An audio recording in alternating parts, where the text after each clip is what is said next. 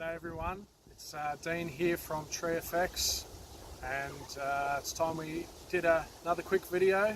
And I thought I'd do a video in response to an inquiry we had recently from a lady who was having a problem with cockatoos ripping into the canopy of her tree and making a real mess.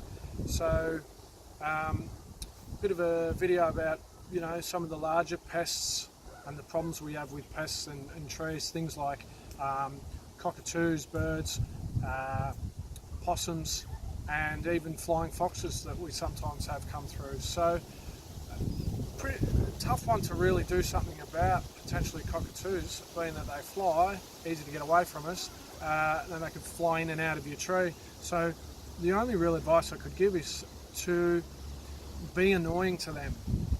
When they flock into your tree, see if there's something that you can do that aggravates them or annoys them enough to get them to fly off.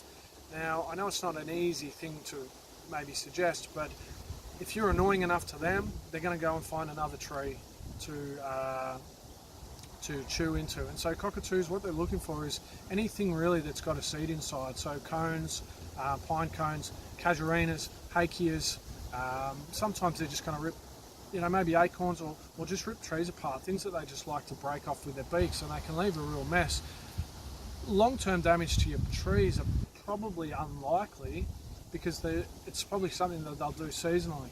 They're not going to keep coming back all through the year to a point where they're going to have that big an impact on the amount of foliage or damage to the tree that it's going to have a negative impact on tree health. So flying foxes, same thing, probably not something that we deal with so much down in Melbourne. If you get them roosting in your trees and then making a mess when they poo or whatever, you know, getting out there and irritating them at night, whether it be loud noises, potentially throwing something up into the tree, or maybe getting a string, if you can get a string over a branch with some bells on it or something to make a bit of noise, pots and pans, things like that. The kids will love that. Just annoy them enough that they just keep taking off, and they're going to go find a nice quieter place to be. So that's an idea for that. Now possums, again, it's a little bit different. We can probably, as arborists, give you guys a bit more help in regards to protecting your trees from the possums and overgrazing of your trees by possums. So we've probably all seen possum guards that we can put around the trunks of trees. This is only effective in stopping the possums climb up from the ground into your tree. You have to isolate the tree or tree group from the possums being able to access in from any other area.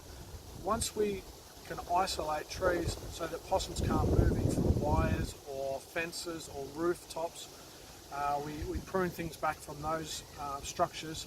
Then we force the possums to come up the trunks, and then if we put a guard on the trunk, we can stop the possums being able to enter the tree, and effectively we can prevent the possums from damaging your tree. So a couple of ideas there.